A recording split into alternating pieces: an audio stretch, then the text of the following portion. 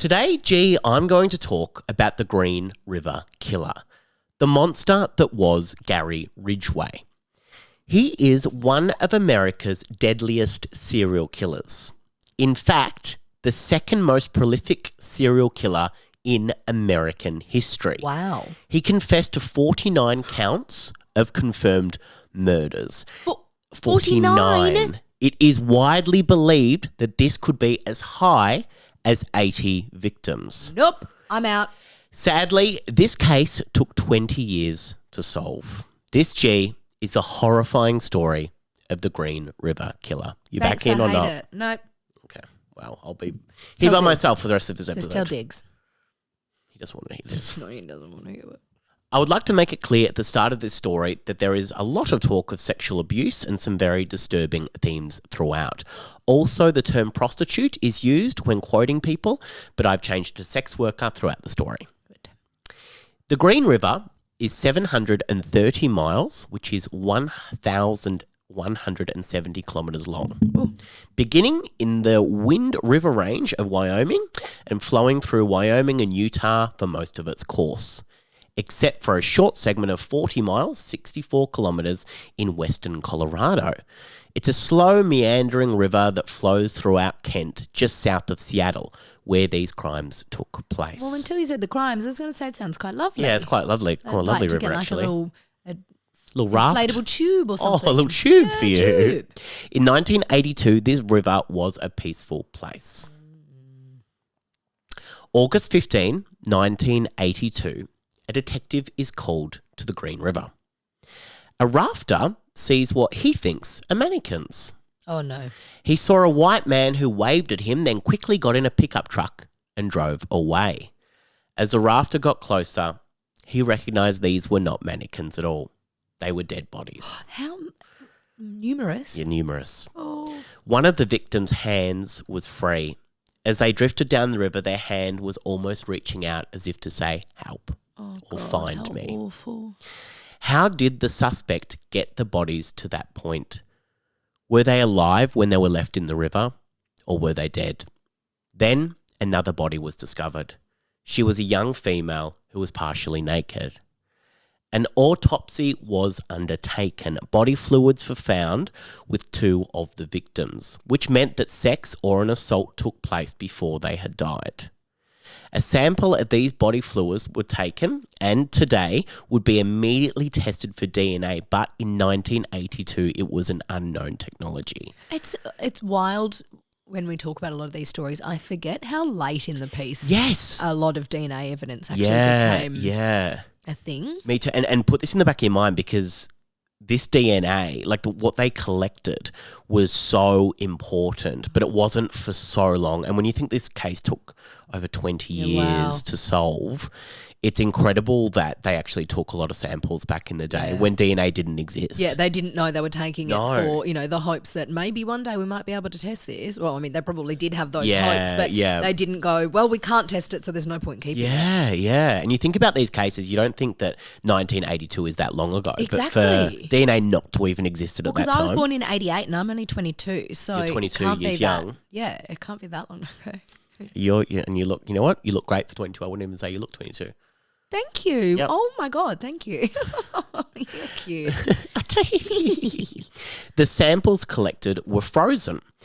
They were hoping for a blood type, but the victims were identified through fingerprints and dental records. They were Opal Mills, Cynthia Hines, and Marsha Chapman.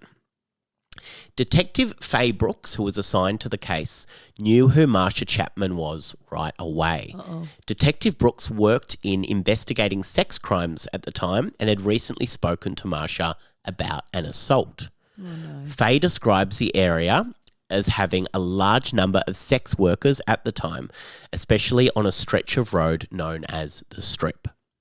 She had seen Marsha several times who was just trying to make ends meet. Detective Brooks says that she had a personal connection to the case and it was so difficult to see someone who she believed she could have helped. Oh. What I found really interesting researching this case was that Detective Faye Brooks, who is this powerful, strong person who never gave up, and a few of the other investigators are interviewed across multiple And I mean multiple documentaries. Wow. I watched 4 different documentaries at least about this case, and all of these people were interviewed. Wow, it's been such a massive part So of their important lives. to them. Yeah. And what incredible people to dedicate your life. They never gave up. So 20 plus years. Wow. They never gave up. You couldn't. Imagine No.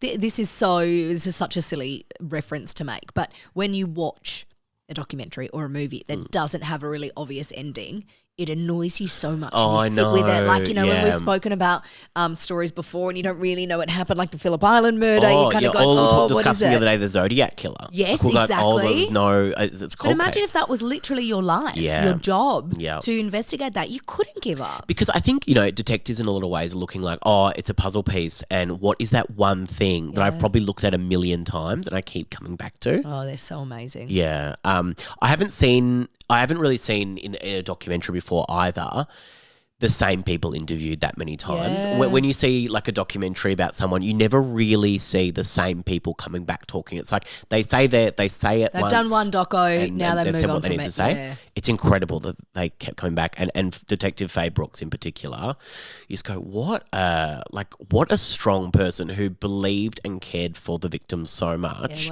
that she was like, I'm actually going to find an answer, and I'm not going to rest until I do. Oh, Faye. Police had been investigating the disappearance of 16-year-old Leanne Wilcox. She had been working the streets at the time. Oh, 16. 16 years Baby. old. Then, after these 3 bodies were found in and around the Green River, so too were Wendy Caulfield and Debbie Bolner.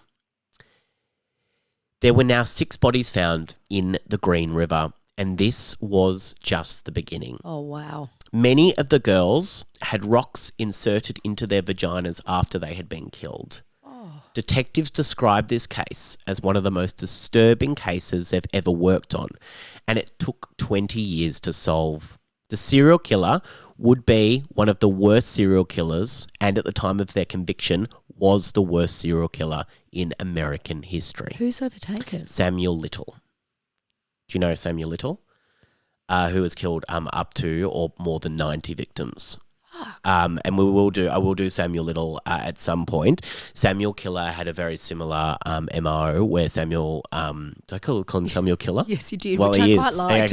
I left it. Samuel Little also killed sex workers and runaways. And so this will be something that we will talk about throughout. The Green River Killer was someone who they called the Green River Killer at the time because the first couple of bodies were found on the Green River, and they just didn't know who it was for such a long time. The Samuel Little case, which we'll talk about another time, is fascinating, and the confession tapes, and there is one detective in particular who got him to confess to everything. Wow. And it is just incredible. Once again, a self-professed true crime obsessive have not heard of America's most prolific killer. Well, the most interesting thing when you kind of think about American serial killers a lot of the time, a lot of people say Ted Bundy and they say John Wayne Gacy and they'll say Jeffrey Dahmer, where a lot of people don't mention the Green River Killer, nor Samuel Little, or Samuel Little, or Samuel Killer. And I kind of feel like when you see a photo of the Green River Killer, you might go short, but he's a very normal looking man. Yeah, the name Gary Ridgway, I know. Yeah. A normal looking man though, like he's, and I think that's why he was able to get away with what he did. I wonder why just a tangent here, why is someone like Ted Bundy then so much more infamous? Like, why is that case so much more known? I think because he was a good-looking guy that there was a lot of media speculation about. I think also because he used his charm to lure people. I think that... But it's kind of what you're saying about this guy. Yeah. And this is awful in itself, but maybe when the victims were sex workers, it wasn't such a big media thing when they went missing, which is terrible. Yeah, which is why you needed someone like the incredible Faye Brooks on your team. Right, back to Faye. Well done. Good one bringing me back off that tangent. Gary Ridgway was born on February 18th, 1949 in Salt Lake City, Utah. Salt Lake City. Thank you for doing that. You're welcome. It was beautiful. It's from the Book of Mormon. His parents were Thomas Newton and Mary Ridgway. Thomas was a bus driver and his mother was a sales clerk. Gary was the middle of 3 boys, Thomas and Gregory. The family moved often and ended up settling in Washington in 1958. The Ridgway family didn't have a lot of money, and the three boys shared a room together. Gary's father, Thomas, wasn't around much, but when they were together, the boys would want to go camping and have an open fire, usually bonding in the outdoors. Gary grew up near the Pacific Highway Inn, which has been described as a bad area and a deprived neighbourhood. He didn't go well in school, was held back 2 years, and had dyslexia. Later in life, people do describe him as having a poor education but being a very hard worker. He did have street smarts and was fairly good in social situations. Gary graduated when he was 20 years old. He would speak emotionally about his shortcomings academically. He never had much trouble getting a date and had several girlfriends throughout high school. A high school friend later said he wasn't someone that really stood out. He wasn't a bad guy, but he did get in trouble for being a bit of a class clown. He'd open his mouth and say something silly, and he'd get in trouble every time. He played football, he came from an athletic family, but he was also a little short.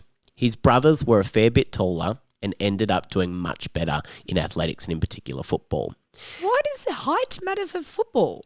I think you have to be quite tall to be a football player, don't you? Surely, yeah, not talking about AFL. No, football yeah. is soccer, or do they mean American football? I think they mean American football. Oh, Yeah, maybe. yeah. Really I think you stocky, have to be like quite run at stocky people and yeah. I was thinking soccer. Oh, yeah. Gary was not the favourite child. His eldest, Gregory, was the favourite. Gregory also did well. Gregory did really well academically, while Gary did not.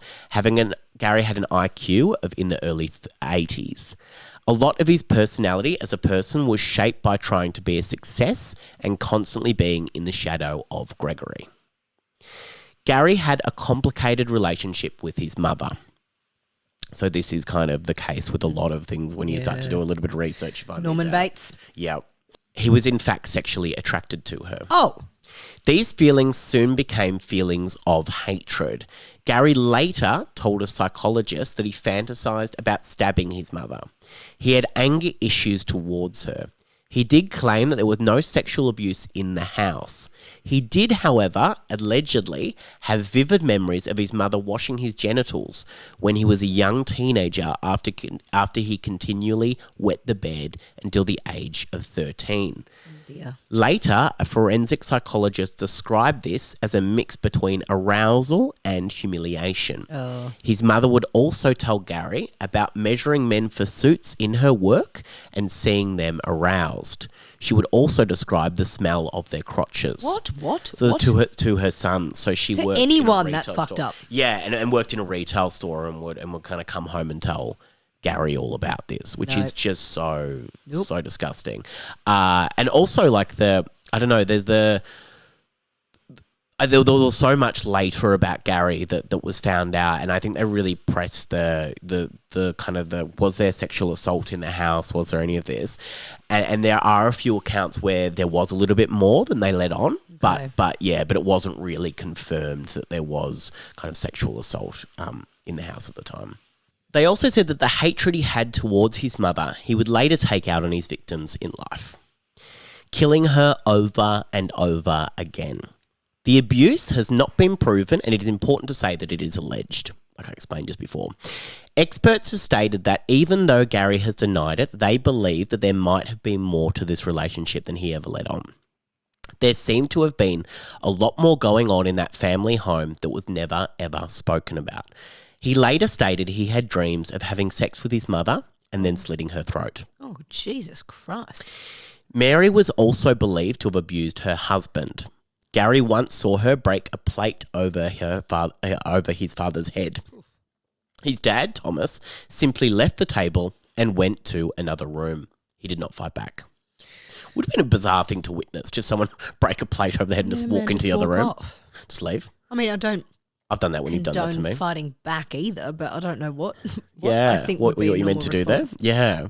His father, Thomas. Make sure people know that was a joke. Oh, I've never sorry. done that to you. You've never done that to me. I've never. You never. Sammy, No. Sammy, as I hold this gun to your I've back. never done it. I've never done it. Thank you. I don't know why I said I've never done it. I've just completely gaslit you now. I'm abusing you with plates and now making you put on that you've done it.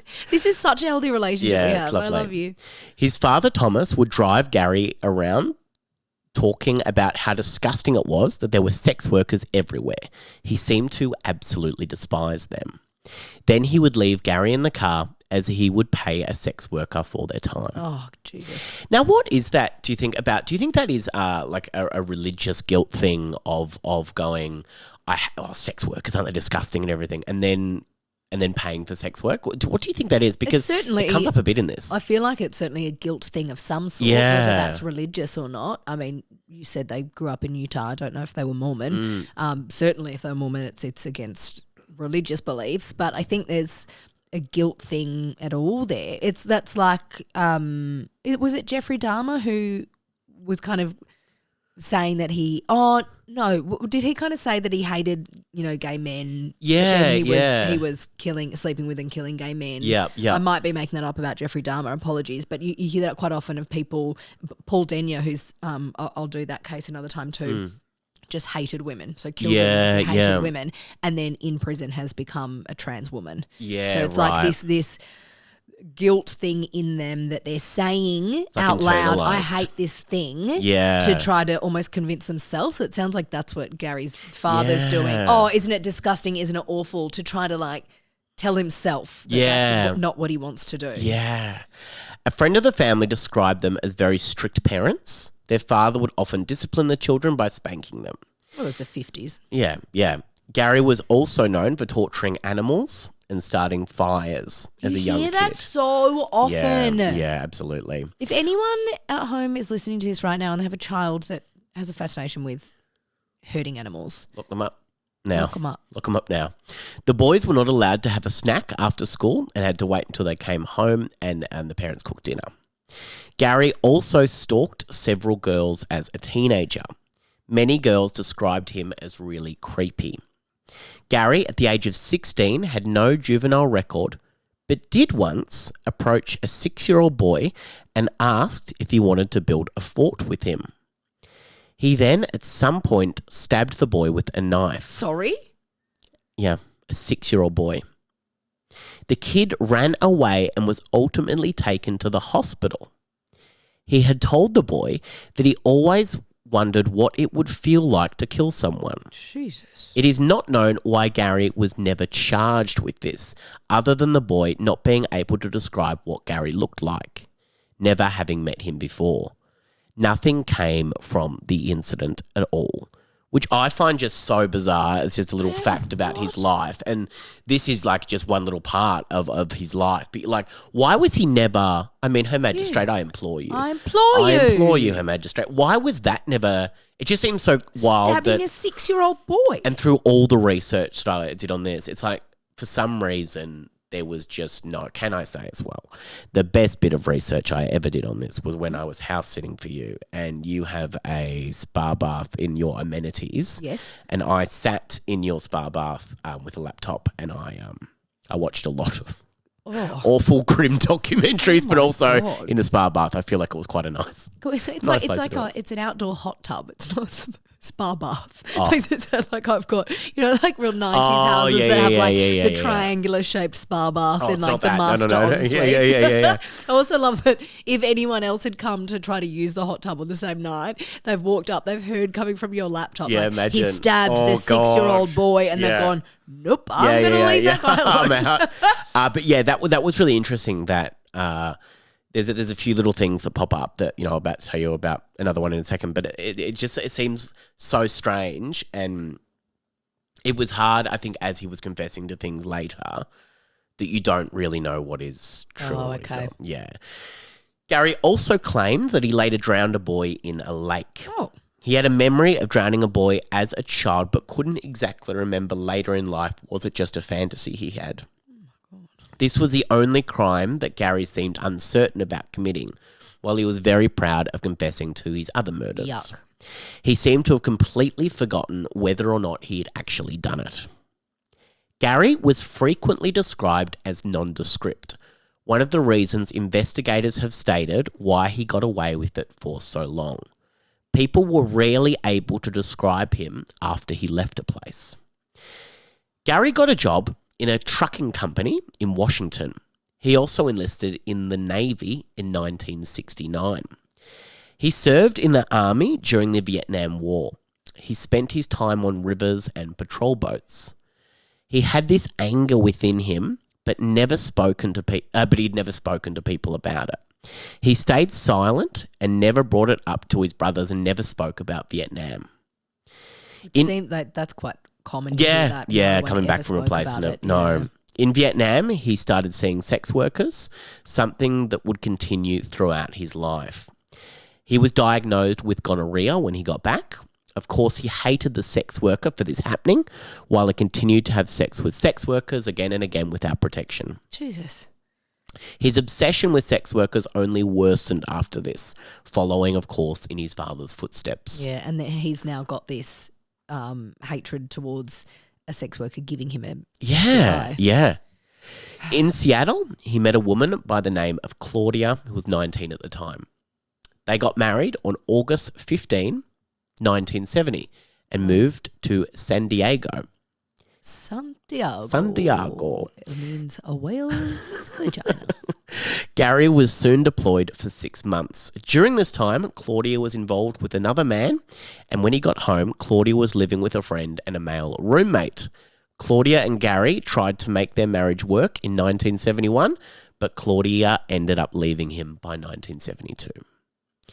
His mother, Mary, had also wanted Gary and Claudia to move in with her and continued to be a continual domineering feature in his life. Claudia also cited Mary as being a reason for the relationship breakdown. Oh, wow. Gary returned to his job at the Kentworth trucking factory as a painter. He would stay in this job for 30 years. Wow. Later, when Gary was arrested, everyone was shocked. He just seemed like a normal guy.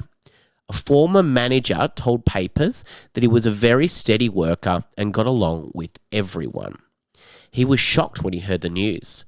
No one seemed to know the real Gary Ridgway. Gary did his hair in an outdated 50s style combined with his mustache.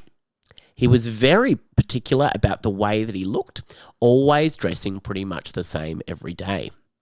Another co-worker said that he was creepy friendly. He went out of his way to be liked and wanted everyone to be his friend. It wasn't like he would seamlessly fit in, but would try to slot himself into every situation and every conversation. A few months before he was arrested, a co-worker said that Gary had tried to help him find a sex worker. He had worked with him for 24 years.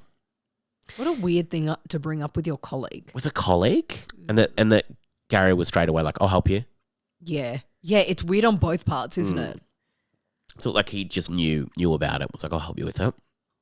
In 1972, Gary met Marsha Winslow. In their first meeting, he pulled her over as if he were a police officer. What, just with his normal car? Yeah. Pulled a... Yeah, like he's an undercover cop. Car over? Yeah, I don't know. How do you do that? Woo! Just out the window. In their first meeting, he pulled her over as a police officer. Pretty good pickup line. Honestly, it's so strange. It's so strange. He pulls someone over. And there's just not a lot of detail that goes into that either. So, okay, I guess he just did that. What does that mean? Yeah. They got married in December 1973 after living together for a year. Matthew Ridgway, their son, was born in 1975. He described his dad later as a quiet man with few friends. He struggled with his words and was very frugal. He also said that his dad was always there for his school functions and a very reliable figure. Matthew said they would go to garage sales together. They would fix broken things. That was part of what they bonded over. It's a cute father-son relationship absolutely. activity. And his dad at the trucking company was a painter. So Gary was a painter in, and just always had like kind of spray paints and everything around. Real handyman. Real handyman, yeah. He wasn't very good with his words, but he's a handyman, yeah. In 1980, Marsha and Gary filed for divorce, with Matthew living with his mother. They both filed for restraining orders on each other, stating that either of them could become violent at any point. Gary would see Matthew every other weekend and pay around $200 in child support a month. I also just want to bring up how wild it is about putting restraining orders, like an AVO and on each other. Like, I'm sure it happens all the time. But in the Catherine Knight episode, I was like, how interesting was that they were both putting restraining orders on each other at the time? It's because that's a power play at that point. Because if one person has put a restraining order on the other, that should mean that there's no contact. Absolutely. It does feel like a power play. Well, you can't contact me either. I'm doing it first. Yeah. Matthew said around this time that he and his father grew closer and closer. And Matthew ended up joining the Marines. Marsha once told Matthew that his father was once arrested for solicitation, but that was all he really knew of his father's dark side. Marsha said in court documents that Gary liked bondage, he liked sneaking up behind her and scaring her, and also liked having sex outdoors. He would like scaring her in public places by like being in the woods and like sneaking up and scaring her. God. Yeah. He once choked her from behind in the driveway. Oh. She also said that Gary became really religious at one point in his life and would go door to door trying to push his religion on other people. That's interesting. You brought up the religious guilt thing before. Yeah. He would get really angry when people wouldn't listen to him. He would often burst into tears while reading the Bible and demand sex whenever he felt like it. They don't feel like two linked things. No. But he would just like his rage and everything would be about religion, and then, it would be really controlling and really, yeah. At the same time, he was also paying for sex workers behind his wife's back. Because of the amount of sex workers he saw in this time, it is unknown how many actually got away from him. His hatred for women grew and grew. The insatiable sexual desires were confirmed by all of his past partners, as well as his desire for choking and scaring his partners. In 1981, Jill McCabe Johnson met Gary in Seattle at a country western dance hall. Country and western? Yeah. Both types of music. Both types of music. They went home. He talked about his broken down relationship. They had sex, and he left when he heard her housemates come home. Later, when Gary was arrested, she came forward and said that he had stalked her after that night. Gary later said that he thought about killing Marsha and his son Matthew at different times. Oh. In 1981, Gary bought a house. This would become one of the main places he took his victims. He spent his entire life knowing he was different. He didn't want to be viewed as a pervert. He had an insatiable desire for sex and violence. Well, if you don't want to be viewed as a pervert, don't be a pervert. Don't be a pervert. Yeah. That's my best advice. It's really good advice too. Thank you. I'm going to get it on a t-shirt. In 1982, women started going missing. A man by the name of Frank arrived at his job at the slaughterhouse in Kent like every other day. During his smoke break, he walked out to find a body. More and more bodies around this time had been found of missing women. Gary would often bring a lot of them back home and dispose of them in the woodland or the Green River. We were talking about the wood. Remember we were talking about the woods with so Daniel creepy, LaPlante? The woods. The woods is so creepy. There can't be anything good that happens in something you're calling the woods. It's not called the Goodlands. Is that fun? Yeah, it's really good. Jeez, you're good. The first 5 victims were found around the Green River, which is why he got the nickname, the Green River Killer. The media seemed to have labelled him a serial killer before even police did. In 1982, Gary was charged and found guilty of solicitation. Oh. This is the thing that that Marsha told their son after approaching an undercover police officer. Well, that's how they get you. That's how they get you. The murder started around 2 months after that offence. Oh, it's almost like he got angry from He got really angry about that and then started his killing spree. Many believe that his first victim was 36-year-old Amina Agasha, who was last seen on July 7th, 1982, leaving her apartment in Seattle. Her body was not found for another 2 years by the highway. Gary later denied killing her.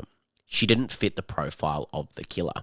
Now, what the profile was were very, very young sex workers, Yeah, right. all runaways, and she didn't really fit that. But Are you trying to say 36 is not very, very young? No, it is very young, very, very young, actually. Thank you. But I think when police were looking at it, they're like, oh, there's It didn't no fit the way. bill, yeah. But at the same time, the two detectives working on it are like, that was absolutely his first victim. Maybe it was further and then he's changed, He changed, after that. yeah. Oh, God. On July 15, 1982, two teenagers found the body of 16-year-old Wendy Caulfield floating in the Green River. Over the next few weeks, 4 more bodies were found in or around the Green River. Jeez, he's not kind of taking it slowly. Not at all. No, not at all. All of these were young women and were all strangled. These were soon linked. 3 more were found by the man on the rubber raft, all near each other. I don't know why I found that so confusing to say. That was like a tongue twister for me. Rubber raft. All near each other. Marsha, Cynthia and Opal. The officer on the scene didn't believe the claims of the man until they saw the 3 bodies for themselves. So when he said they thought the mannequins and stuff, they were like, there's not going to be a body down here. Like, Let alone 3. let alone 3. The officer called for backup. There was no question that this was the same killer. The victims had all been strangled and weighed down with rocks, as well as rocks in their vaginas. Pressure was then mounting. In 1982, Gary would claim more than 10 known victims. There are more and more bodies found each week. Each week? Each week. And you know, they're all kind of near each other as well. So he'd have his locations and he kept going and dumping bodies, you know, in these same locations every time. On August 16th, the King County Sheriff's Office established the Green River Task Force, which consisted of 20 officers. The serial killer was targeting sex workers and runaways, knowing that people would not go looking for them. So this is the classic, you know, the Dennis Nielsen and the Jeffrey Dahmer going, you know, so awful. Gary first became a suspect in 1983. Oh. When 18-year-old Marie Melva went missing. Marie was a young sex worker. Her boyfriend Robert saw her get into a pickup truck with a dark-haired man who appeared to be between 30 and 40 years old. She never came back. He reported her missing 4 days later. 4 days? 4 days later. That's awful. They went out looking for the truck and found it, sitting outside of the house of Gary Ridgway. Oh, my God. Police questioned Gary at his home about Marie. She was in the home at the time he was questioned. Oh. He denied any involvement and buried her later that day. He also hid behind a fence when talking to officers, hiding the scratches that Marie had left on his arm come on. when she tried to escape. Oh. He burnt his scratches with battery acid to get rid of them later that day. What the fuck? Yeah, isn't that wild? So he sees the officers coming and he's hiding his scratches because she's actually in the house at the time. Well, I'm glad he had to hurt by burning himself to get rid of them. Yeah. Police had the right guy, but they didn't have the evidence to make an arrest. They couldn't connect him to the murders. Look at his scratches. I know. The task force was still working on identifying the killer. In 1983, the police announced to the press that one man had killed over 10 women since 1982. Gary would often be really careful with the women that he targeted. He would often see the sex workers a few times before killing them to build up trust. He would abort his plan if something went wrong, especially if there was someone with them or someone interrupted. So, you know, before we were talking about going home with the girl and the boyfriend or the housemates came home and he just went straight away. Yes. So she later believed that she would have been one of them. Oh, God, imagine that. Around this time, a letter was sent to the police including details about the murders. The FBI profiler described the person as someone with low intelligence. It has been said that Gary offered to help in the case at this time because of how many times he'd been interviewed, but it is difficult to say whether or not police found him suspicious for offering his help like they did with Melvin. Maybe they've kind of gone, oh, well, it wasn't Melvin. We've gone down the wrong road there, so let's not make any assumptions again. Yeah, that's right. Ugh. Yeah. In 1983, the task force's numbers were reduced, going from 20 to just 2. Oh, People in the community were angry. They couldn't believe that the police didn't care. It was like the lives of sex workers didn't matter to police. yeah, awful. Late in 1983, another 13 victims were found. Excuse me? It was like there would be really quiet periods and then it would ramp right up again. In 1984, Gary Ridgway was questioned when an 18-year-old by the name of Callie McGuinness went missing. He admitted he had picked her up in the summer of 1983 and was questioned by an officer before he took her to a hotel. Gary said he saw Callie on the Pacific Highway with some other sex workers. He said he had seen a few sex workers at that time. There wasn't enough evidence to charge him. He also passed 2 polygraphs at the time that he was very happy to take. Which, like these days, polygraphs, Yeah. I don't think they're even taken anymore. No, I don't they're think so so either. fallible. But in those days, they obviously took them all. Yeah, they took more them gospel, seriously. Yeah. He later stated he just relaxed at the time and answered the questions. Exactly. That's the thing, because all it tracks is your heart rate. Yeah, so you can If you're a really good liar, of course you can just control Exactly. yourself and go, I'm not going to get caught. I'll be fine. And Melvin, the cab driver from before, was really nervous. And Of course, which you would be Yeah. if all of a sudden they're suspecting you of murders you didn't commit. Exactly. Another survivor, Rebecca, came forward. She was 20 and hitchhiking at the time. Gary had picked her up and offered her some money for sex in the woods. Gary tried to choke her as she pushed him to a nearby tree. She was later interviewed in 2010 and said that it was not her time. She saw herself growing older and used this as inspiration to get away. Oh, wow. She did not go to police because of her history of sex work. A year later, she did come forward. She had seen his work ID, so knew the trucking company he worked for. Wow. She identified him in a lineup. Gary admitted that he had choked her, but it was because she bit him. The officer did ask him if he'd been connected to any of the women that went missing.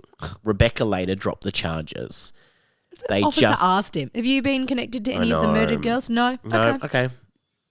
They just didn't have enough information. In 1985, police linked a greenish coloured pickup truck to the Green River Killer. It seemed to be seen by eyewitnesses as girls being picked up in this truck. In 1988, Gary went on to marry Judith. Jeez, he's a prolific marrier, isn't he? Married so many people in this time. She was completely shocked when he was arrested. Judith had had a terrible previous marriage and found that she had found someone incredible in her new husband. Neighbours thought they seemed like a normal and nice couple.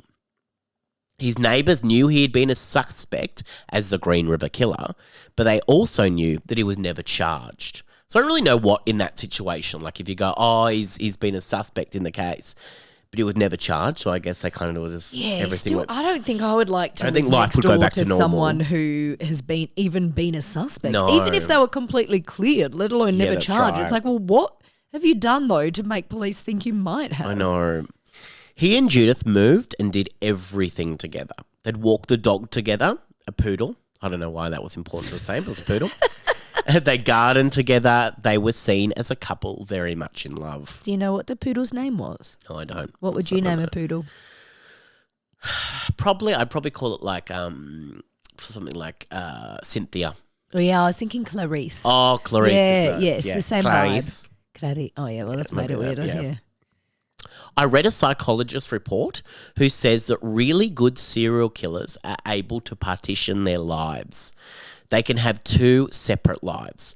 They can have successful jobs and relationships because they compartmentalize their separate personalities.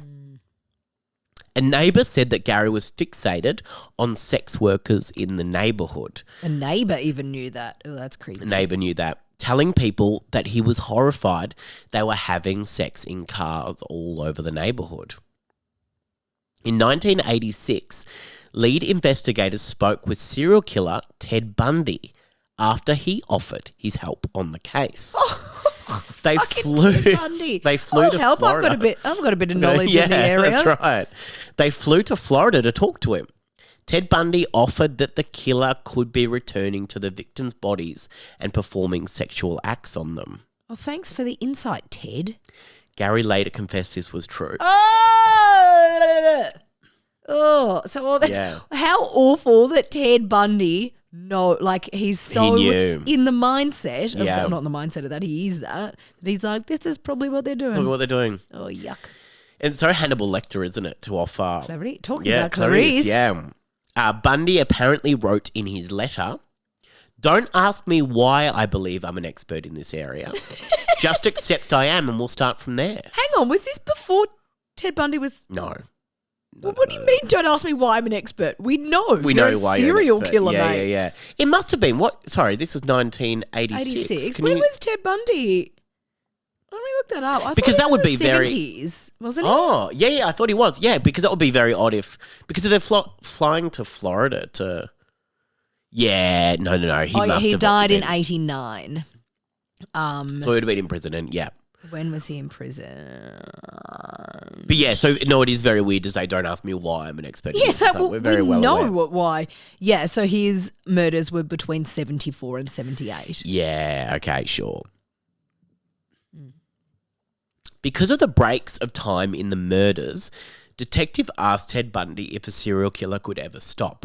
It's like Frank Abagnale Jr. It's like, we don't know because we're not in that mindset. Let's go to someone who understands. Like Frank Abagnale from Catch Me If You Can he ended up working for the FBI because he was better at check fraud than they were. Yeah. It's like that. They've gone to Ted Bundy as like an expert in serial killers.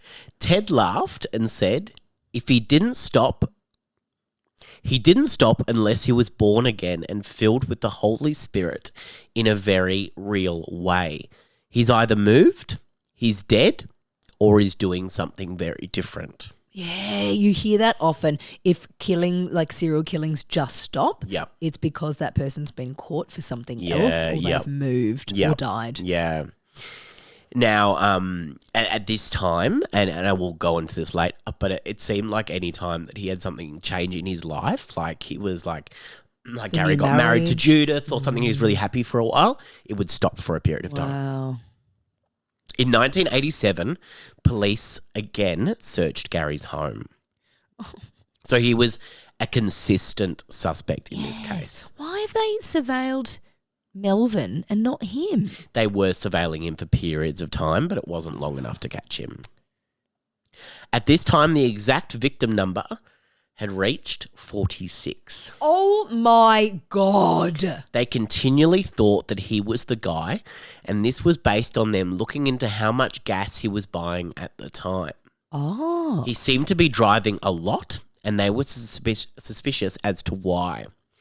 He was also the last person to have seen with 2 of the victims at least. Oh, wow, okay. From the search, they did not discover anything, but they did get a saliva sample from him. Mm-hmm. Prosecutors believed that they had enough to take him to court, but not enough to win at trial. They're pretty sure that he is the Green River Killer, but no one really believed they could win. It was likely they would lose. A prosecutor said later on that you only get one shot. Yeah, because there's double jeopardy laws. Yeah. You can't then, if someone's found not guilty of something, they can't be recharged with the same charge, the same count, unless there is new evidence. Which is wild. Do we have that in Australia? Do we have double jeopardy? Yep. Yeah. Only if new evidence comes forward can someone be charged with something that they've been cleared of. Oh my Which God. you say that's wild, but it's also not, because you think if someone's been wrongly convicted, if they're found not guilty, they need to be up. That's the justice system. Yeah, they're that's found true. not guilty, they can be let go. Yeah. Well, you better make that one shot count. You don't want them to be acquitted and never be able to be tried. Once again, I will shut up and let you finish No. your sentence. Everyone at Gary's work knew he had been a suspect. And even though none of them really believed he was, he got the nickname Green River Gary. Oh, Jesus. By the 1990s, Detectives had a few suspects, but of course, Gary was still on the list. A few different people were under surveillance at this time, but detectives who had worked on the case for years all knew it was Gary. Wow. Oh, that I can't imagine the frustration. That's not even a strong enough word. How it must overtake your life if you know someone has committed a crime, let alone 46 murders, and they're just living their life and you cannot get them. You just can't get them. And they're out there. You can tell they're just out there just doing what they always do. Like I said before, DNA was in its early stages in the 90s. Police were worried at the time that if they used some of the DNA, it would use it all up, and they only had one chance to test it. Oh, wow, okay. The case at this point had almost come to a standstill. Gary said that while he was in a relationship with Judith, not Judas, I think I said Judas. Well, that was very poignant. Yeah. That was poignant as fuck. His kill rate went down and that he truly loved her. Of his 49 known victims, only 3 were killed after he married her. Oh, God. Great. I don't know how to respond to that. That sounds lovely. Only 3 innocent women were murdered. It is really uncommon for a serial killer to stop killing. It seemed like circumstances had changed in his life and he slowed down. He knew that police were continually watching him, so maybe this was also a factor. Yeah, that feels like more of a factor than just he being was in happy. love. Yeah. Exactly. Judith later told a local television reporter, "I feel I have saved lives by being his wife and making him happy." Oh, I don't know how I feel about that. She creeps me out a bit as well, Yeah, I Judith. do not know how I feel about that. Like, however you can sleep at night, doll, but like how horrendous to realise you've been married to someone awful, let alone a serial murderer. But yeah, that's, I don't know. You're not. Not a Saint Chook. No, you're not not Saint Saint Chook. She thinks she's a bit more. Oh, you she think thinks you're she's a Saint bit Chook, more do ya? Jesus than Judas at that point. Saint Chook. Saint Chook. Stop saying Saint Chook. After a 3-year break, he killed Marta Reeves. And in 1998, he killed his final victim, Patricia Yellowrobe. Oh, what a which sounds like the most made-up name, though. Yeah. Patricia Yellowrobe. If I was looking at you and like we're in a room or something, there's a yellow robe behind you, I'd go, my name was Patricia Yellowrobe. Just the eyes slightly darting off. Glass. Yeah, that's right. Georgia, fire hydrant. Yellowrobe. A few years later, he was arrested. Why? How? Why? How? When he was arrested, Judith refused to believe the terrible accusations against Gary. That he picked up sex workers and teenage runaways on Highway 99, strangled them during sex and dumped their bodies in remote areas near the Green River. "I was in such denial," she told ABC News Seattle station Como TV. Until his confession, Judith stood by her husband, convinced that a mistake had been made. Oh, how awful. The Gary she knew was a gentle, loving and considerate man, and their life together was a full and happy one. Well, it does sound like he was a very different husband to her than the ones he was smashing plates. Oh, no, he got this plate smashed on his head. No, that was his dad. Oh, his dad. Oh, that's right. Sorry, it's been a long story. Gary gave no clues to his secret life. There were no bursts of anger toward her or unexpected absences, Judith said. He's taking it out on other people. Absolutely. He was always happy. He had a smile that would never change. He made me feel like a newlywed every day, Judith said. Oh, Judith. Judith's sister-in-law said they would come home and the dog would sniff him for hours and hours at a time. Oh, yucky. Oh, that makes me feel icky. Apparently, there was a lot to investigate for the dog. When he confessed, she cut all contact with him and spent the next 2 years hiding at home in virtual isolation. This is Judith. Drowning her sorrows in wine and pain pills. Yeah, that's awful. What an awful, awful way for your life to go with something that you've not done wrong. I know. I was scared, in hiding, ashamed. I dreamed about him all the time. He kept reaching out to me.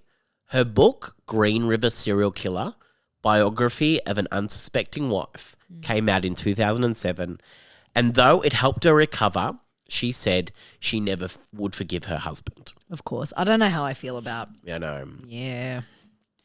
Telling my story, getting all the poison out of me, helped me to heal. Fair enough, but do you need to publish it and make money from it? Exactly, I don't know. yeah. I don't like that.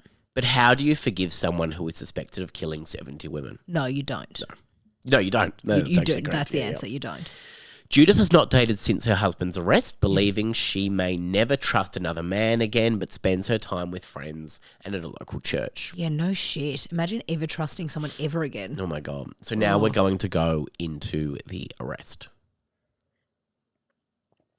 In 2001, Gary stuck his hand out of the window of his truck, waving cash around.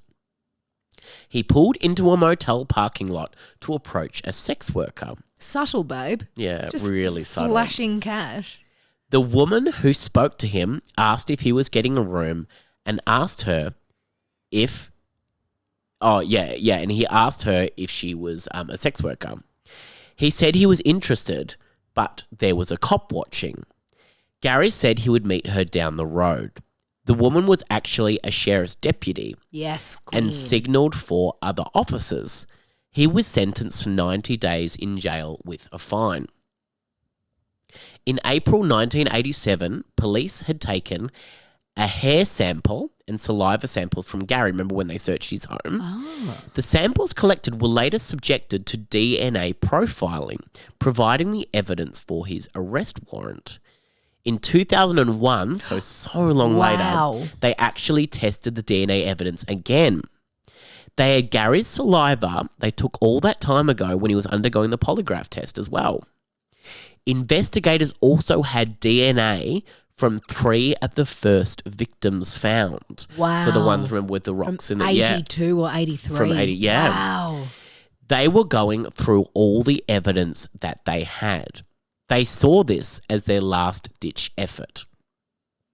The results came back and Gary's saliva matched DNA for the 3 women, officially linking him to those 3 murders. When the results had been returned, the investigators didn't need to see the name. They knew exactly who Gary was. Oh, imagine that feeling for them. So Faye Brooks just sitting there, she was just like, I don't need to see the name of the envelope. I know exactly who it is. We've had him all along. Wow. Police put him under surveillance while they built their case. It was no surprise he was still paying sex workers. There were 10,000 items of evidence. Whoa. Yeah. It was going to take a lot of effort to figure everything out. It was going to take a lot of effort to figure everything out. Yeah, it's almost like when you've got so much evidence, it makes it harder because you've got to go Yeah. through all of that. Far out. On November 30, 2001, Gary was at the Kentworth Truck Factory where he worked as a spray painter. Truck factory is factory. hard to say confidently. It is, yeah, Truck Factory. Like yellow robe. Yeah. I was thinking more like fuck tractory. Oh, right, yeah. It just sounds so made up, doesn't it? Where do you work? At the truck factory. Where he worked as a spray painter when police arrived to arrest him. The 4 victims named in the original indictment were Marsha Chapman, Opal Mills, Cynthia Hines, and Carol Ann Christensen. Those very 4 first victims. Yeah. Wow. 3 more victims, Wendy Cofield, Deborah Bonner, and Deborah Estes, were added to the indictment after a forensic scientist identified microscopic spray paint spheres as a specific brand and composition paint used at the Kentworth factory during the time when these victims were killed. Wow. So it was actually the spray paint From itself. his work, from the fucking tractory. Yeah, that's right. Investigators suspected him of a total of 49 murders. By the time of his arrest, and this is so incredible, 42 of the 49 victims had been found. I'm not calling this guy the Green River Killer. We do not know. I'm not calling this guy the Green River Killer. We do not know if he's responsible for the deaths of any other women.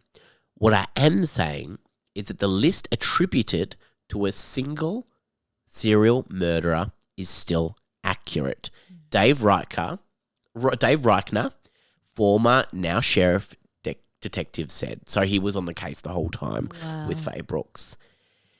Dave, who worked on the case since the beginning, stated that arresting the Green River Killer was like a weight had been lifted off his shoulders. Yeah, that's what we're saying. You just simply can't imagine. After all that time. He said when he saw Gary in custody at the time, "Gotcha, asshole." Oh, brilliant. Oh, I love Yeah, that. how good is that? I'm now going to play you something from one of the documentaries that I watched. Gary Ridgway had been our prime suspect since 1987. We just didn't have the evidence. So we put him under surveillance. And as we do that, we learn that, yes, he's still contacting young women, prostitutes on the street. And at the same time, we're working with the prosecutor's office in building that case to arrest him. When we finally arrested Ridgway in 2001, it was like the world's weight has been lifted from my shoulders. They brought him to the Regional Justice Center where the command post had been set up. And then I looked at him and I said, "Gotcha, asshole." Oh, the giggle. Oh, the giggle. Wow. That made me feel a bit emotional hearing that. You can hear in his voice when he's saying it was like the weight lifted off your shoulders. You really can, can't you? Gotcha, asshole. Because imagine that is such a long case for someone. That's their whole career, really. Yeah, and it's not just something you've done at work for nearly No. 20 years. This is getting a violent criminal piece of absolute oxygen thieving shit off the streets. It is so much more important than what so many of us do at work every day. David Reichman later said at a press conference, "Today at approximately 3 p.m, detectives from the Kings County Sheriff's Office arrested a 52-year-old man for investigation of homicide. The man arrested was Gary Leon Ridgway. Once he was in jail, he had his attorney. His defense was that he frequented sex workers and that if his DNA was found, then he paid for their services before their death. David Reichman needed to find some kind of other evidence. On the clothing, they were able to look through dust of the victims and started seeing these coloured spheres of spray paint. Wow. Why do half a dozen sex workers have spray paint on their clothing? They were able to identify the paint, and it was very unusual, but it was being used at Kentworth Trucking Company while Gary was working there. It was completely independent evidence. It meant these victims were in contact with Gary or his environment shortly before they died. With this evidence, Gary was charged with 4 counts of murder. 4? 4. I mean, that is enough to put someone away for life, but yep. Within a month, the defence was considering Gary confessing. He took a plea bargain to avoid the death penalty. He had to give a confession and give the location of the bodies. In 2003, Gary pleaded guilty to 48 counts of aggravated first-degree murder, but also confessed to a total of 65. Holy shit, Sammy. Oh my, he pleaded 65. guilty to 48 counts of murder and confessed to 65. That's right. And they also believe there's further. Discussions began on where the bodies were, why he killed them. These questions had been burning for investigators for 20 years. Gary led prosecutors to 3 bodies in 2003. On August 16 of that year, the remains of a 16-year-old girl found in Washington, 40 feet from State Route 410. I think 410? I don't know. State Route? I don't know, whatever. I only know Route 66. Yeah. Were pronounced as belonging to Pammy Annette Avant, who had been believed to be a victim of the Green River Killer. 16 years old. The remains of Mary Malva and April Buttram were found in September 2003. Wow. On November 23, 2005, the Associated Press reported that a weekend hiker found the skull of one of the women Ridgway admitted murdering in his 2003 plea bargain with King County prosecutors. The skull of another victim, Tracy Winston, who was 19 when she disappeared from Northgate Mall on September 12, 1983, was found on November 20, 2005 by a man hiking in a Wood End area near Highway 18. 22, southeast of Seattle. 3 years later. Yeah. Isn't that wild? This was the find that led to Ridgway's 49th life sentence.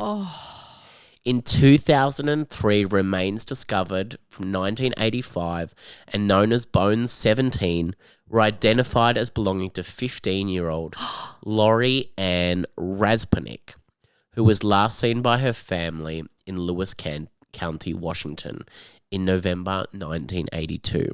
Wow. Gary was able to walk into a place and point out exactly where the bodies were. I'm now going to play you a piece of this. Victims who are still missing. And the families needed to have some resolution to that. We took him to our task force headquarters, and discussions began about where the bodies were, what he did to the bodies, why he killed them, all those questions that everybody wanted to have answered.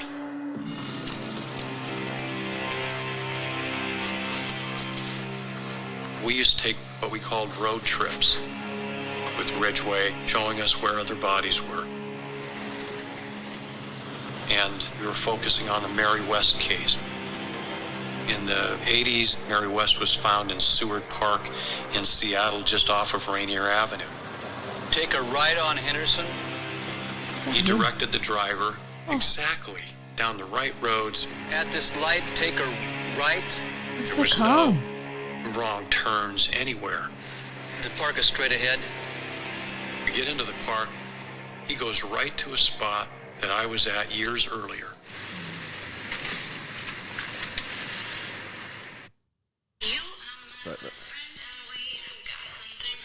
It's kind of fun from YouTube. You are my best friend. What a great ad.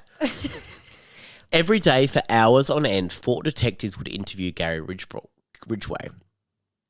Why did you do it? Would be one of the questions asked.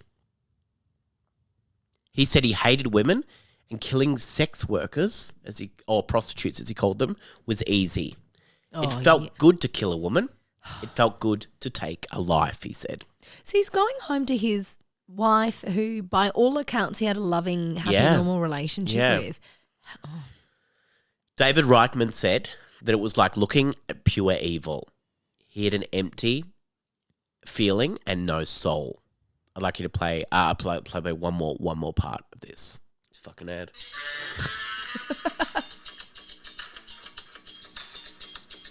Oh.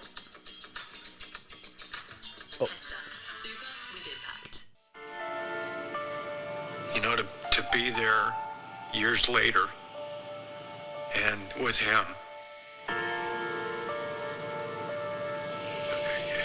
it's a feeling you can't describe. So we're trying to take you back to that first one. Figure out every day for hours on end, he was interviewed by a team of 4 detectives. Why did you like killing people? Just hated women, and they're the vulnerable people to do it. I mean, it's just so hard to describe. It's surreal. It felt good to kill a woman. It felt good to take their life. And it was like looking into the eyes of pure evil. What got Gary Ridgway to the point where he put his hands on somebody and he took their life that day. What was different that day? That was the day of creating a new me, a new killer. He had an empty feeling. No soul kind of a look to him.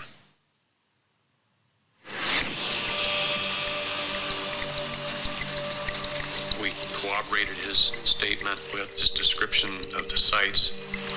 Okay, right about in here.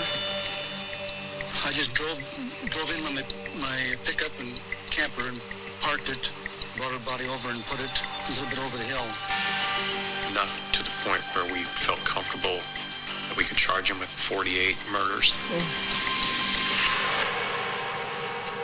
And so he's scheduled to go to court, face the judge, and the judge asks him the question. So this hearing, Mr. Ridgway, is your last chance to say that you did not commit these 48 counts of aggravated murder.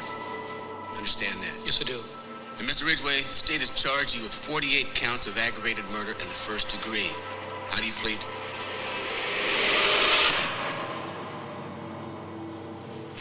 Guilty. Guilty. Just so So matter of fact. unemotional. Gary wrote a statement which was read by the prosecutor in court. I killed 48 women. In most cases, when I murdered these women, I did not know their names. Oh, you piece of shit. Most of the time, I killed them for the first time I met them, and I don't have a good memory for their faces. Oh, I killed so many women, I have a hard time keeping them straight. I don't want to hear any more of this. I've reviewed information in discovery about each of the murders with my attorneys, and I am positive that I killed each one of them. He went on to say, I picked prostitutes as my victims because I hate most prostitutes, and I did not want to pay them for sex. Oh, you. I also picked prostitutes as my victims because they were easy to pick up without being noticed. I knew they would not be reported missing right away and might never be reported missing. I picked prostitutes because I thought I could kill as many of them as I wanted without getting caught. Oh, I feel ill. He also said, another part of my plan was where I put the bodies of these women, or where I put the bodies of these women. Most of the time, I took the women's jewelry and their clothing to get rid of any evidence and make them harder to identify. I placed most of the bodies in groups, which I called clusters. I did this because I wanted to keep track of all the women I killed. I like to drive by the clusters around the county and think about the women I placed there. I usually used a landmark to remember a cluster and the women I placed there. Sometimes I killed and dumped a woman intending to start a new cluster and never returned because I thought I might get caught putting more women there. Investigators spent hundreds of hours speaking to Gary. He would lead them to the bodies each time. He said that sex workers were the easiest. He went from sex to simply killing, saying he was doing the police a favour. You can't control them, but I can.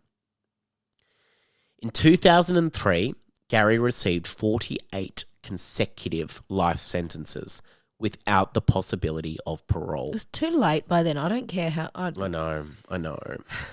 He said, I'm sorry for killing these ladies. Oh. They had their whole lives ahead of them. Yeah, no shit. He expressed remorse for the ladies who were not found. May they rest in peace. They need a better place than where I gave them. Oh, I'm so angry. Judge Richard Jones said, as you spend the balance of your life in your tiny cell, surrounded only by your thoughts, please know that the women you killed were not throwaways or pieces of candy in a dish placed upon this planet for the sole purpose of satisfying your murderous desires. He said he hoped that he would remember the women's faces in his dreams, adding, if you have a drop of emotion, you will be haunted for the balance of your life. The judge said The this. judge said that. Wow, that is so emotional Yeah. from a judge. Yeah. Wow. Prosecutors released a 133-page summary after he pleaded guilty, stating that he did not have an illness, he just wanted to kill. Fuck. He also told detectives he had killed more women, starting in the 70s and ended just before his arrest. While it slowed down depending on what was happening in his life at the time, the birth of his son, his marriages, but he claims to have never have stopped. He strangled his victims because he believed it was more personal, and then he confessed to crimes of necrophilia. Oh, I didn't need to know that detail. He would take little trophies like jewelry and leave it in the women's bathroom at work. His joy was watching someone else walking around with these jewelries that they stole out of the bathroom. Oh. Gary explained how he had gotten away with it for so long. He always wore gloves. He left cigarette butts and gum wrappers at crime scenes as a misdirect because he didn't use either of those things, and he also changed his tyres often. This would be the case in case his tyre tracks were found when he dumped any of the bodies. If he injured himself, he filed a workers' comp claim to establish a paper trail. He would also clip his fingernails if they scratched him. He stated that killing was his career. His career. His career. He made sure to kill women that were strangers, and he never ever spoke about the murders for the entire 20 years. He never confided in anyone. Which is rare as well, isn't it? Because they usually say- brag about it, don't they? Yeah, that's so often how people are caught because they say they've told someone something. Yeah. And also, like, just to have not one person along the way go, oh, in a bar I overheard him talking about this or anything at all. I look like an ordinary person, he told the Washington Post. My appearance was different to what I really was. He'd admitted that he'd encountered a few women he didn't kill. A few. There were few and far between. He developed ruses to get them to trust him.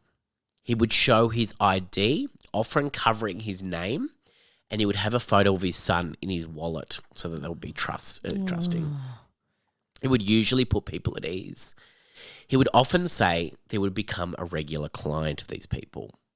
Some sex workers even asked Gary if he was the Green River Killer, to which he said he couldn't be because of his slight stature. He often admitted that he drove to work with a body in the back of his truck. Oh, my God. In 1984, he admitted that he drove 3 victims to the Portland area while his son was in the truck too. Oh. He did this to throw off investigators. He also claimed that hiding the bodies was a waste of his time and gas. He could have spent that time on finding and killing another person. Oh, no. He also stated that he believes there were probably around 80 to 85 bodies. Jesus Christ. At the time of his sentencing, he was named the most prolific serial killer in American history. In recent years, that has become Samuel Little, who has confessed to over 90 murders. Here is another video excerpt I'd like to play from the courtroom. This is the great David Reitman speaking. I think he picked on the people he picked on because they were easy, vulnerable. They freely would give their bodies without thinking about how valuable they are. And it was the most heart-wrenching, the most challenging case I'd ever worked on. That's the great Faye Brooks. I was sitting in the front row of a jam-packed courthouse. I mean, it was really emotional because the families can get up and say their piece.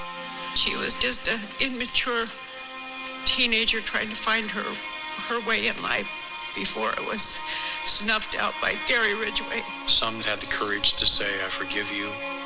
Mr. Ridgway, my daughter, she was 16. At the time you killed her, you've made it difficult to live up to what I believe, and that is what God says to do, and that's to forgive. And he doesn't say to forgive just certain people. He says to forgive all. So you are forgiven, sir. I forgive you. Forgive you for killing my daughter. I mean, boy, that's quite a faith to have. I feel yuck about that. So, I mean, I'm quite famously non-religious, but what do you mean? How can you forgive? Yeah. No, sorry, no. They said it to Gary Ridgway's face in court. Oh, God. We can't go into all the murders, but I would like to read the names of the known victims. Wendy Lee Cofield, Giselle Ann Lavorne, Deborah Lynn Bonner, Marsha Faye Chapman, Cynthia Jean Hines, Opal Shemaine Mills, Terry Rain Milligan, Mary Bridget Meehan, Deborah Lorraine Estes, Linda Jane Rule, Denise Darcel Bush, Shonda Lee Summers, Shirley Marie Sherrill, Laurie Ann Raspotnik, Rebecca Becky Murillo, Colleen Renee Brockman, Sandra Denise Major, Wendy Marie Stevens, Alma Ann Smith, Dolores Laverne Williams, Gail Lynn Matthews, Andrea Marion Childers, Sandra K. Gabbett, Kimmy K. Reeks Pitzer, Mary Jane Malva, Carol Ann Christensen, Martina Teresa Ortherly, Cheryl Lee Wims, Yvonne Antosh, Carrie Ann Royce, Constance Elizabeth Naon, Tammy Charlene Lills, Callie Marie Ware, Tina Marie Thompson, April Dawn Buttram, Debbie May Abernathy, Tracy Ann Winston, Maureen Sue Feeney, Mary Sue Ballow, Pammy Annette Event, Delise Louise Plager, Kimberly Nelson, Lisa Lorene Yates, Mary Exeter West, Cindy Ann Smith, Patricia Michelle Barczak, Roberta Joseph Hayes, Marta Reeves, and Patricia Ann Yellowrobe. That G are just the known victims, of which there are many more, of the Green River Killer. That is Gary so Ridgway. many names. Oh my God, when you hear them like that, you know, it is so many names, and they're only to the people that he actually was charged for. Wow. And there are so many other people and so many other bodies that we don't even know about. God. So that is the story of the Green River Killer, one of the, only the second most, prolific American serial killer. What a messed up statement is that? Yeah. Only the second most prolific. Yeah.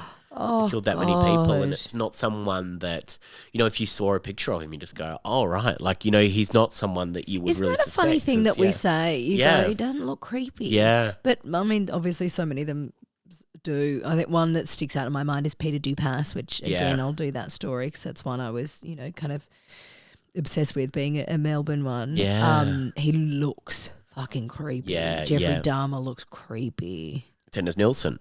Looks creepy. Yeah. It's Fred West. Ooh, Oh, my God. creepy. Yeah, absolutely. But yeah, it's an interesting thing that we say. They look really normal. Yeah. Yeah. But far out. How I just don't know how anyone in his life, nor any of the police who ever investigated any of it, I don't know how they are able to ever rest or relax knowing, how many people he killed and that they didn't catch him earlier. Yeah. I can't imagine that burden. And knowing that he was the suspect. He was Since the prime suspect. 1987, which is like 5 years after the murders started. Yeah. But still from 1987 until 2001, Yeah. was it? Yeah. Far out. Like, so long had passed when they were like, he is the person. He is the person. Yeah, and it wasn't just that it passed, that they were like those people that he killed back then, he kept killing in that Yeah. time. Wow. That is a really, really, really hectic story. Thank you so much for researching that so in depth. Yeah. I just wanted to kind of tell it in a way that was like, these are all the facts. This is everything. But it is so in-depth. And there are so many great documentaries about this that are so worth watching because, you know, David Reichman, I fell in love with David Reichman and Detective Faye Brooks. They are so incredible and beautiful people. They cry a lot. They break down a lot during and you can just tell how much it affected them. Yeah, that's why I keep saying you cannot imagine. No. You can't imagine. And especially because they were the two in the task force. And when it went down to two people, those two were the two. It was those two? Yeah. So they were going, this is me and David. And, you know, and so it's those two working together the whole time. So they're interviewed in this and they were just like, we're not giving up on this. And when you hear all of those people's names, you're just like, holy shit. And Faye had worked with a lot of those women in the past because she was working in the, you know, in the sex crimes, you know, like she was dealing with a lot of the sex workers that had been coming to her or her checking on them for some sort of domestic violence case or whatever it was. And oh my God, just for her to be there going, no, we found the guy. And both of them, when they had, you know, got the tests back, the results back for the DNA test, I don't need to see the name, I know who it is. Oh, wow. And so for those two to finally get that answer and be like, well, you know, and I love, you know, hearing David Reichman say, I don't know how that father said, I forgive you. No, yeah, I don't. Because David Reichman was like, I don't understand that. Like, you know, he's the guy who was there the whole time and was like, no. I can't forgive you and I didn't have a loved one killed. Yeah, exactly. Oh, yeah. I think that forgiveness thing, to come back around to that, it's just got to be a self-preservation thing. Yeah, surely. for sure. They're doing that for themselves. If I'm giving forgiveness, then I can move on without this heavy burden on my shoulders. Yeah. Oh no, they're nicer people than me. You wrong me, you'll know about it for the rest of your life. Oh my God. I will give no forgiveness. And let me put that on the record. Oh my God. I implore you. I implore you, Her Magistrate. And let me end with David Reichman's words. David Reichman's words. Gotcha, asshole. Hey, don't say that to me. No, I wouldn't say it to you. I'd say it to him. That's brilliant. Oh, Sammy, thank you so much. That was such a really well-researched and really beautifully told story that is horrendous in its true form of the word. Probably. I'm glad that I could tell you that.